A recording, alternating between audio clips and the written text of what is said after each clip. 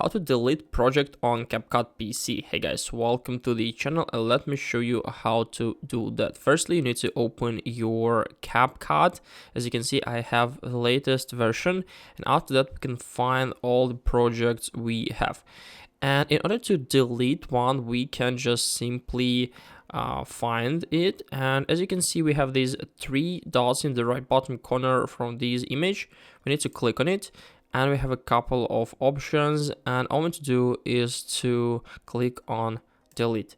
And as you can see, it will be moved to trash, so we can click on OK. If you decided that you need this project, you can go to trash, and here you can find it. And as you can see, we can restore if it's necessary, and also we can delete it, but after that you won't be able to restore it. So let's click on delete, and as you can see, now we don't have it inside of our trash.